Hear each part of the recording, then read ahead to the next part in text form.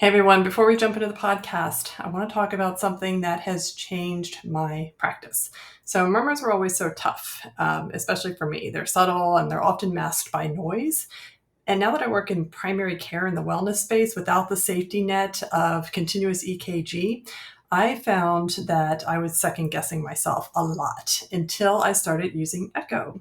So, with Echo's digital stethoscope, and it has a built in I feel like my own cardiology consultant.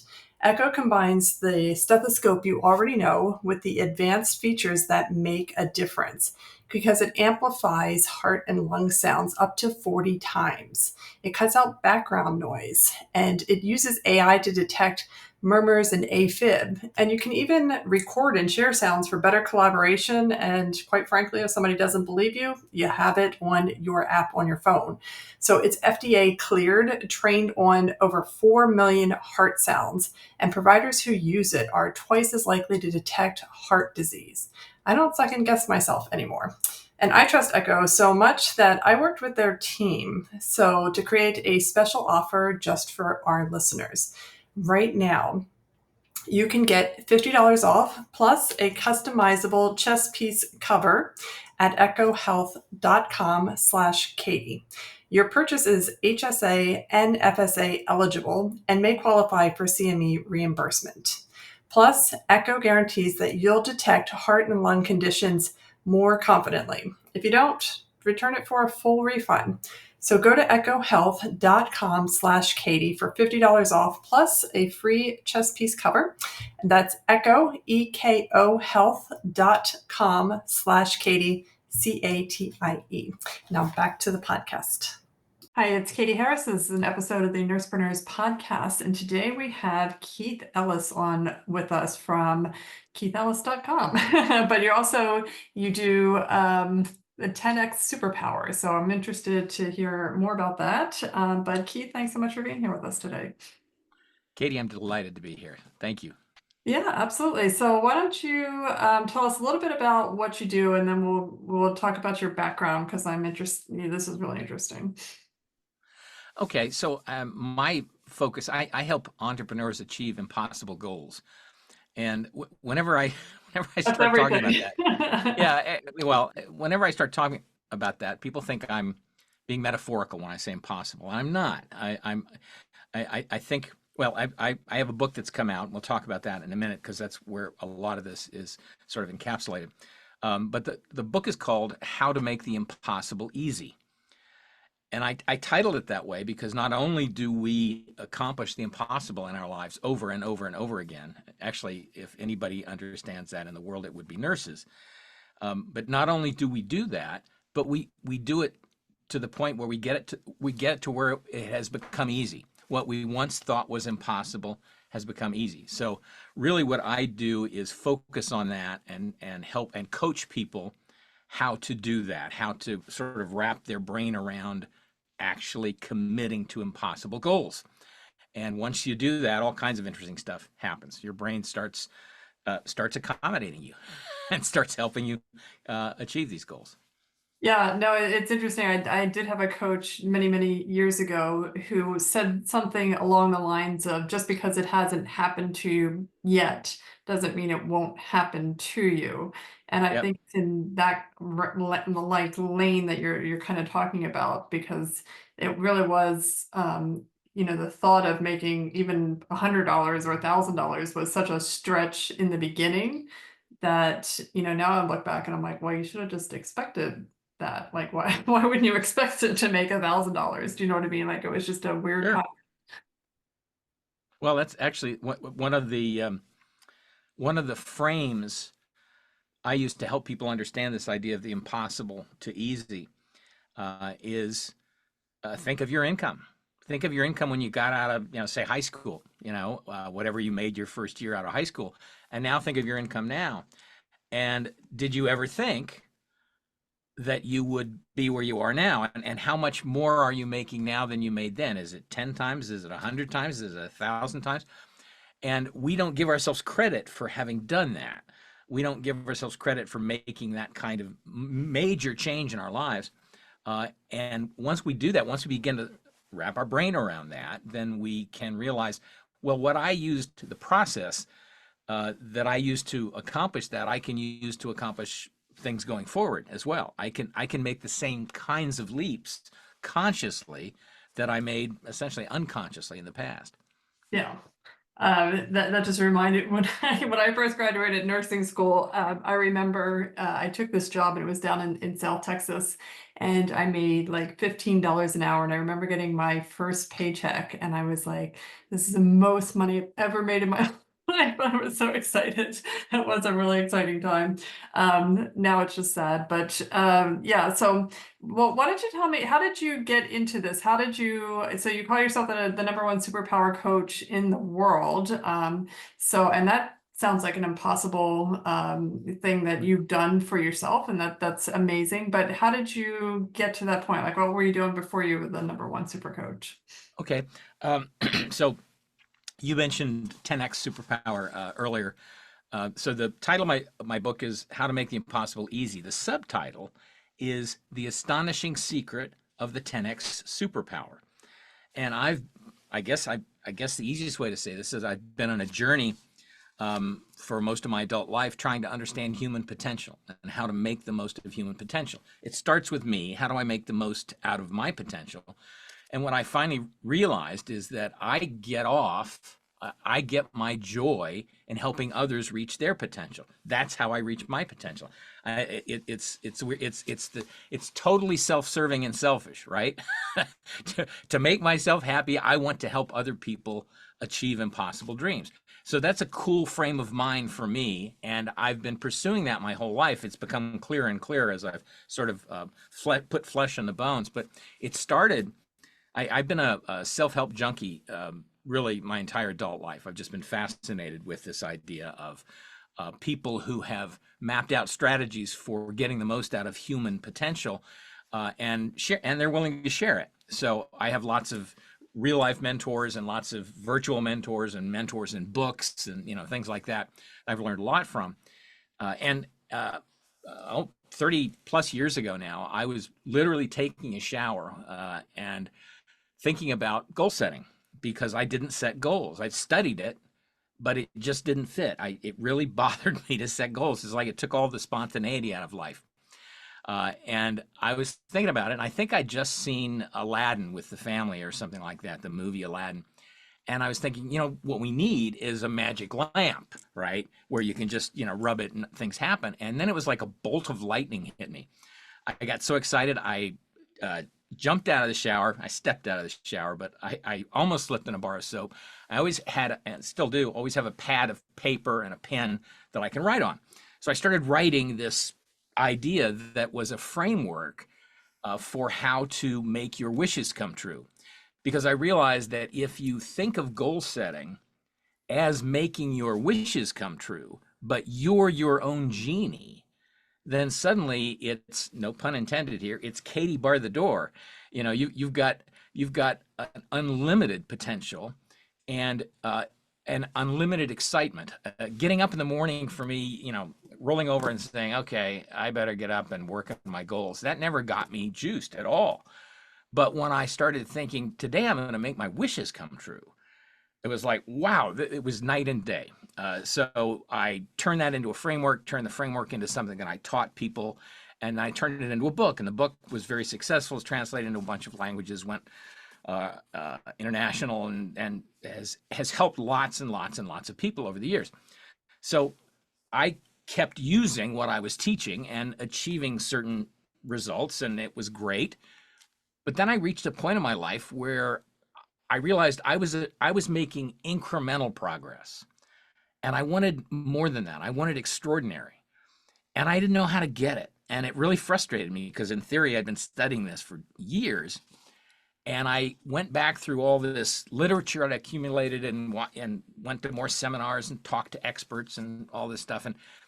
And finally realized that there was something in the midst of all this self-help, self-improvement stuff that was consistent from one place to another, and it was a certain kind of question. All the people who were teaching me how to pursue self-development, they all relied on a certain type of question. And it was so powerful that I started calling it magic questions. And I realized that there's a certain way to ask these. There's a certain approach to doing this that you can get to the point where you can ask yourself the right question in the right way at the right time. And that opens up all kinds of possibilities. So that became another book. That book was successful. That was going along great. And then I realized, and this has only been the last couple of years, I realized there's something else going on here. There's something missing. And then it occurred to me that what's missing is that I had been always selling myself short. I was still going after small chunks of improvement or small chunks of success, if you will. And I started thinking about impossible goals. And I started doing some research on that and found out that when the human mind commits to something that it thinks is impossible, it opens up in a way that it has never opened up before. And the reason is because up to that point, we think it's impossible. So our mind, which is obviously our most powerful tool, our mind says, nah, she doesn't take this seriously. I'm not going to worry about it. But the minute you commit to something, even though you think it's impossible, your brain suddenly goes, I guess she's taking this seriously now. It's time to get in the mode of making this happen. So that was sort of the icing on the cake. That was the piece that was missing for me. So it was really this journey over the last 30 years to a point where I realized that if people commit to impossible goals up front, there's a way that they can understand how to make these things happen over and over and over again. And that's called exponential growth, because I even put a number to it, and that's where the 10x comes in. The idea of an impossible goal to me, what does impossible mean? Well, it means different things, different people. So I put a number on it, which is 10x. 10x has been around for a long time. But if you take it seriously, I'm going to 10x my income. I'm going to increase my income by 1,000%. That seems impossible to most people, right? I'm going to improve my health by 1,000%. I'm going to improve my relationships by 1,000%. That just doesn't seem like it's doable. But if you commit to it anyway, then suddenly your brain starts saying, okay, well, what would that look like? How do I go about doing that? And all kinds of amazing things happen. Yeah, I mean, you said so much there, and I'll follow it up with like an example from my son. He's 12, and we talk a lot at times, and I'll say one of the things that you had mentioned was about the wishes, and I think that's really step one is actually having a wish, that there was something that you're striving towards. Because when I ask him, I'm like, what would you want? And he'll say, more money. I'm like, okay, well, what would you do with more money? I don't know, buy gift cards. I'm like, well, this conversation doesn't make any sense, right? But because there's that desire of what you want to 10x has to be something that's, it's not just more money or more this or that. I feel like there's something a lot more concrete there. And then we talk about things like, he'll say, I always tell him to put out into the universe what it is that he wants. And I'll say, well, I want to, be able to fly.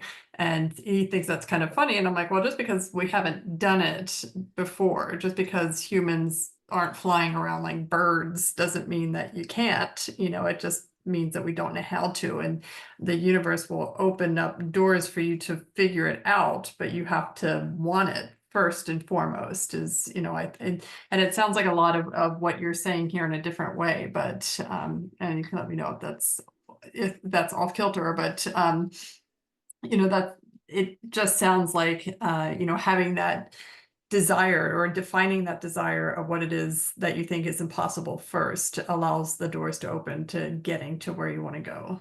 It really does, and that's a good story. When you shared about your son.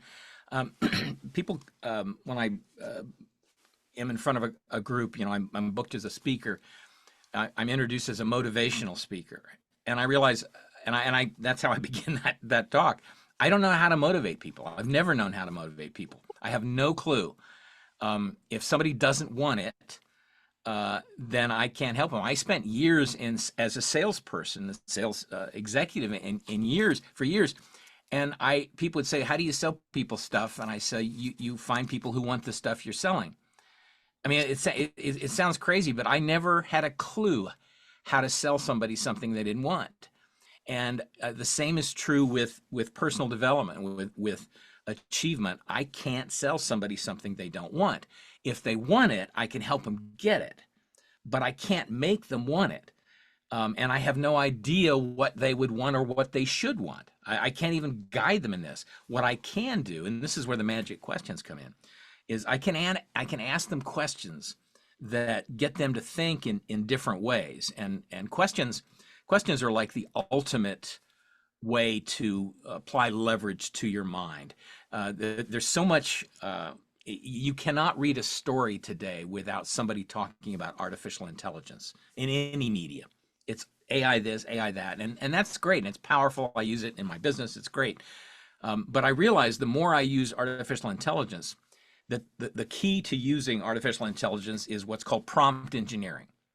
How do you take what you want and put it into text in a way that this machine that you're talking to understands it and gives you a useful result? And I realize the more I do that, that what I'm doing in my business and my life is prompt engineering for human intelligence. I'm teaching people how to ask themselves questions in a way that gives them astonishing results, 10x results. The right question in the right way at the right time. And none of that has anything to do with motivation. Right. It's all about, okay, you want this thing. I can help you get it. But if you don't, if it, I mean, this from your own life, I'm sure. There are lots of people who are content to stay where they are. They're Hmm. content to make incremental progress or no progress because they're comfortable where they are. They're in their comfort zone. I've got no problem with that. That's human. It's it's the people who want to go out of that comfort zone that I'm most I get the most kick out of.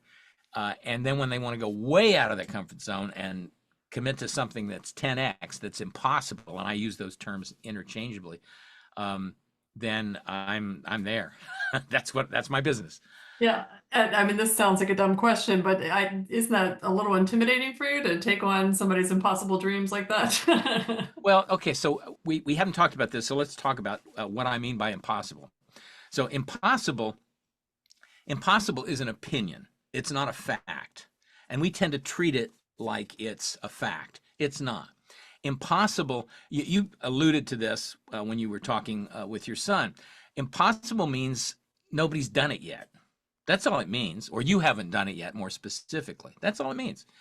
And there's sort of two points of view here that conflict a little bit. One of them is what's impossible in terms of the physical universe, the laws of the universe.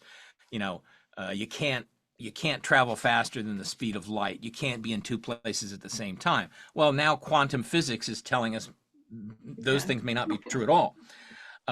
But I'm not talking about that realm. Um, what I'm talking about is the realm between your ears. What do you think is impossible? So I don't find it intimidating at all. I find it exhilarating because when somebody finally opens up, and people aren't often willing to talk about this because they think it's impossible. They think they will come off as foolish, right? I mean, you start a business in the nursing field, and you're having some success, and you think, I would like to have 10 times as much impact on the world as I'm doing now. This is working. The model's working. I know how to find people, clients to work with. I know how to give them incredible results, incredible outcomes in health. I want to increase my impact by a factor of 10. But how many people really are willing to admit that to the person next to them, right? Because it's like, well, chances are the person next to him is going to say that's impossible. Right. And of course we're all in this world. We're all in the context of our relationships. And what I do is ask people questions to kind of do an end run around that. Um, Forget whether, you know, granted, it's impossible. See, I start with, yes, it's impossible. You believe it's impossible, and you are right. If you think it's impossible for you, you are 100% correct. That's where I start. So there's none of this, um, trying to talk somebody into to thinking this is impossible, because they just fight that. Mhm. Your brain is just too well tuned to no, no, no, no. It's impossible. This isn't going to work for me. So what I do is say, okay, great, it's totally impossible. Um, and then I talk about committing yourself to that, even though it's impossible. So I'm not saying, prove me wrong. I'm simply saying, I get it. It's impossible. You're right.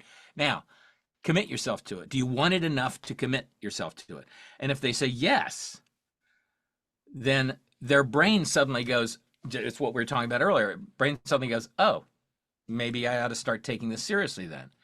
And now you start looking at things that you didn't look at before because you were telling yourself you couldn't look at them or you shouldn't look at them. So the the the reason I say it's not intimidating, and I love that question actually, um, is because it's exciting. It's like this moment of discovery for both of us. This person finally admits to themselves they'd really like to do this, Mhm. um, and it's way beyond them. That's the point. And the real benefit in this whole process is not the result. I use grow your business, grow your revenue by 10 times because it's easy to wrap your brain around a number. But as again, it could be, improve your marriage, improve your relationship with your kids, improve your health, all of the above. It could be any of those things. Learn to play the cello, whatever it is that you think is impossible for you.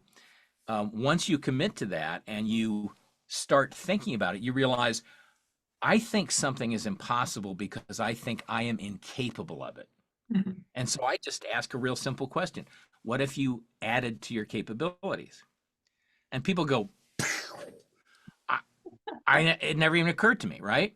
And then we start talking about ways they've done that in their life. We talked about the income earlier. But think about when you were, you won't remember this, but think about when you were 9 or 10 or 11 months old, crawling around, determined to walk. You were physically incapable of walking, emotionally incapable of walking, psychologically incapable of walking, and you were determined to walk. And you kept trying to walk until you started walking. And then what did you do? As any parent knows, you started running. And then everybody's life changes, right?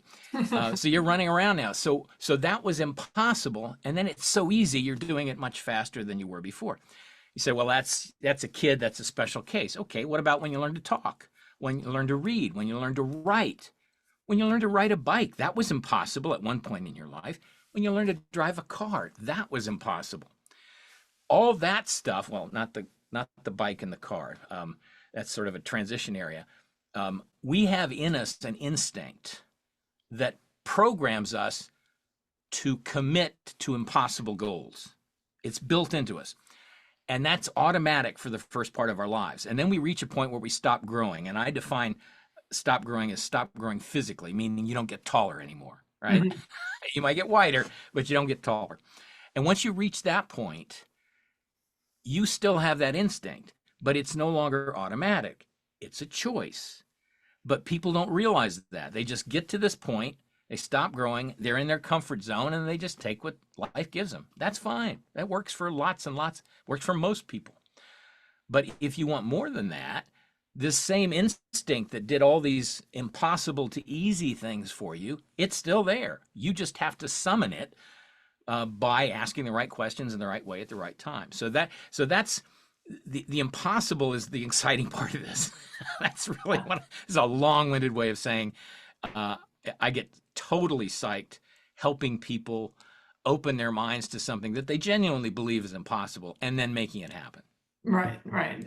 So do you have kind of like a concrete example of how you took somebody who had this impossible goal and like where do you even start with something like that? Because my mind is like, oh my God, it's like it wants to shut down. That's the natural reaction. Like, oh, it's too big. It, that is the natural reaction. And so I'll give you an example, a real world example. I'm not going to use names, but the names are changed to protect the innocent.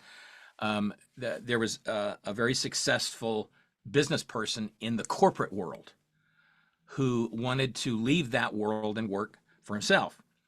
Um, he had been uh, doing stuff in the corporate world that was he was very successful. He made a lot of money. All this stuff was great. But he wanted to start a business that was tangentially related. It was he was coming out of the tech world. It was tangentially related to the tech world.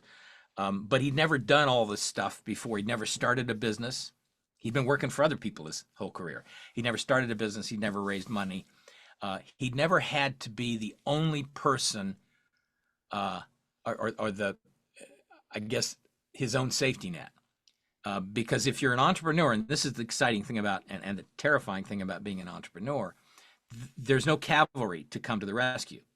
There's no paycheck that's going to come in if you get sick. There's no paycheck that's going to come in if you fail. It's you, and your family relies on you. So that's a very sobering thing. So this guy took the plunge, didn't have a clue what to do, and then we started talking about this stuff. And uh, part of the issue with him was he couldn't admit to what he wanted to do because it was too far beyond him. It intimidated him. He actually knew exactly what he wanted to do, but he couldn't get out of his own way. So it took him through some questions around this idea of impossible. And one of my favorite things to do is when somebody is saying, I don't know, right? Or, well, I want to do, I kind of want to start this, or I kind of want to grow this. I give them a little way of cheating. And it's 4 words that can change the world. You take any question that you want to ask yourself and you add 4 words to it. If anything were possible. Now, suddenly, it's like you're playing a game. In other words, you don't have to take this seriously because you're just imagining it. So if anything were possible, what would you want to do, or how would you want to impact the world, or what business would you want to start? Put in any question you want. What kind of relationship do you want to have? Any question you want. If anything were possible. And then suddenly you start allowing yourself, giving yourself permission. I call it legalizing the impossible. You start giving yourself permission to think about things if they were possible, because your mind is furiously reminding you that you think it's impossible, right? I mean, it's the example I always give to people is this is one of my favorite examples. You're in 2nd grade, and you realize you can't draw a cow like all your friends can, right? Theirs look like a cow, yours looks like an ashtray or something. It's just terrible. You can't do it, right? So you tell yourself, I can't draw. I'm not creative. And you tell yourself that again and again and again until pretty soon it's in stone. You believe it. I'm not creative. Now, over the next few years, your body and your mind have changed. You've grown, right? So and hand-eye coordination. You may well have developed all kinds of ability to draw that you didn't have when you made that pronouncement that I'm not creative. But you never go back there because you're telling yourself, I can't do this, I can't do this, I can't do this. So you don't do it. And one of my favorite things is to help people uncover the creative side, especially people who think they aren't creative. Or as I like to say, that somebody will tell me they have no imagination, and I always come back and I say, you realize that's an active imagination. and it's like, because they don't give themselves credit. They've got this amazing brain that's doing these amazing things, and they've got these labels hanging on it, like lead weights holding them down. So I'm not trying to convince them of anything. I'm just letting them convince themselves. I'm letting them think about things that they entertain, possibilities that they wouldn't entertain before. They aren't committing to anything at this point. They're just thinking. They're just opening it up. If anything were possible. And then when you get out of that exercise, you begin to settle on something that really seems neat to you. If I actually could do this, I mean, if this were possible, I would give anything. And that's when you realize, holy moly, if I would give anything to do that, then commit to it and watch what happens. And then, there's more to that. There's a whole process, but once you've done that, you've essentially unlocked the door. Yeah, I mean that's pretty amazing, and it's Like you said, starting out with those questions and having somebody to ask them of you, because for whatever reason we stop asking them of ourselves. I think that makes it really, really powerful. And even just saying things out loud makes it anyway more real. And saying it to another person, there's something powerful about doing that. Um, so do you work with like small businesses as well? Well, so I have traditionally I've been doing one-on-one coaching, and I'm not cheap. So it's typically successful entrepreneurs, Okay, and that want to take by it that to I mean oh, somebody who is able to write a check to me without taking food off the table for their kids, right. right? They've already sort of gone through that initial, I'm not hand to mouth anymore. I've got money in the bank, and now I want to really take off here. So that's my typical clientele. I have a coaching program called Superpower Coaching, um, that involves one-on-one coaching with me, and then group calls and some other cool stuff. I'm going, and I have a book. Of course, you can buy the book on Amazon.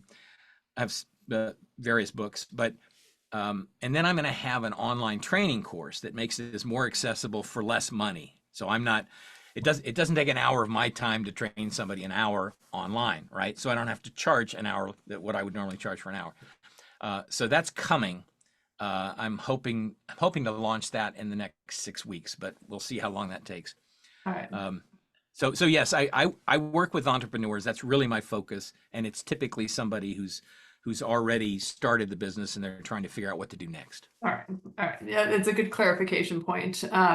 So like, especially if somebody's in that 6 or 7 figure range and they're ready to take it to 8, 9, 10 figures. Yep. Yeah. Exactly. Okay. Yeah, but there's so much to, and I really feel like that first 6 figures, I mean, there's a lot of people out there that can help, but that can be that can seem like the most impossible goal is to hit that first. And it's funny because once you get there, then it's kind of like, oh yeah, like 10 million is way more. That's way more impossible. It's always another number that's like way Yeah. more Yeah. possible. That's true. Steve Martin used to have a routine many years ago where he'd say, uh, he says, "How would you like to be a millionaire and not pay taxes?" And then he says, "First, you get $1 million." And then, and at that point, the audience is cracking up because they realize, well, it's the $1 million that I was really interested in, not the not paying taxes, right? Uh, so you're right. That first that first 100K, that first getting out of the starting gate is a challenge, and it's a different kind of challenge that what I'm addressing. It's not that what I teach, like my books could be useful to those people, but Yes. again, it's back to the idea of um, uh, if you've started and gotten through that, what is a really hard phase for a lot of people, um, and have some cash coming in to where you can lift your eyes from the grindstone just a little bit and say, okay, now what can I do to make this grow faster than I can make it grow? And what also happens, and this is sort of why I've picked this type of person to work with. They also realized that I got into this. I became an entrepreneur really for freedom. I didn't want to work for anybody anymore. I want the freedom to do what I want, when I want, where I want, with the people I want to do it with. And of course, you start your own business and you've never worked harder in your life, and you have no life. And so I help people understand that the way you get to the next level is to work less. And this is really counterproductive for a lot of people. This is Mhm. counterintuitive, not counterproductive, sorry, wrong term, counterintuitive. It's it, it's it's the idea that I have to work harder. That's how I got here. But I'm talking about 10x, Mhm. right? Well, you can't work 10 times harder. You can't work 10 times more hours. You can't. It's impossible. So what got you here can't get you there. Right. And that's the key. That's the part that is toughest for an entrepreneur to understand, because they don't want to let go of what got them here. And I, of Hmm. course, I'm not proposing that they let go of it. I'm proposing that they approach it differently, and that they find people who they can offload certain things to them, so they can be more creative. So the entrepreneur can be more creative and go to the next level. Um, but it's a challenging thing, and that's also fun, because they finally reach the point where they realize, wait a minute, you're saying I can have this 10 times more impact, 10 times more revenue, 10 times more whatever, and I'm actually working less. Right. So I have more time to do all this stuff. And the answer is yes. Yeah. That's what I'm selling. Yeah. Yeah. I'm Yeah. again, I'm not motivating anybody, right? Right. That's what I'm selling. Something you want. Right, right, So, right. And it is because, like, you're right, it's that entrepreneur working the way to that seven-figure mark, and they're exhausted and they're drained, and the idea of going to 10 million is so beyond the pale, because exactly what you said, and there is physically no way for you to do it by yourself. Like, yep, it can't happen. So if you want that, it is about restructuring, how things are done and how you look at things. And yeah, you're gonna have to bring on people to take over aspects of things that you were doing. So you do need to work less in order to make more. And it's very counterintuitive, because all we've done is work so hard to make the amount that you've made. And it's, right, right. Well, and again, so the mantra just keeps going through your brain, and eventually it sinks in: is what got me here can't get me there. One of my mentors, virtual mentor, I've never met the man, but I've read a number of his books, is a guy named Dan Sullivan, who is a legend as a coach of entrepreneurs. mhm. And I've gotten tons of stuff from him, as I have from a number of people. But he has a saying that really sticks in my mind. I don't think, trying to remember where he got it from, but he loves to quote it, uh, with attribution. I just don't remember the attribution. He says, the thing to understand at this stage is that what got you out of Egypt is not going to take you to the promised land. Mhm. And once you get your mind understanding that, you realize I have to leave my comfort zone, or else I'm just going to be where I am 10 years from now, or 3 years from now, or 5 years, whatever. I have to, because my comfort zone got me this far. It's not going to get me to 10x. It can't. I'm too comfortable. So that's a challenge for some people. Again, it's back to the idea of this. This isn't for everybody. Some people are perfectly content where they are, and I don't know how to motivate them to be otherwise. But if they decide, yeah, I really want more impact, more income, more whatever, then yeah, I can help you with that. Awesome. All right, Keith. Well, if people want to learn more about what you do, what you offer, when this course is coming out, and how to get your book, where do they need to go? Just go to keithellis.com, KeithEllis.com. And there's a little, actually there's a movie they can look at. It's a little video that sort of explains what's going on, and if it seems like their cup of tea, there's an opportunity to book a actually it's a free coaching session with me. Oh, wow. It's just a half an hour, but it's amazing what you can accomplish in a half an hour if somebody's willing to do it. So anyway, they can get that at that URL. Awesome. All right, Keith. Well, thank you so much for sharing this with us today. There's tons of really great stuff in there. So, very interesting. And thank you so much. Thank you. This has been delightful.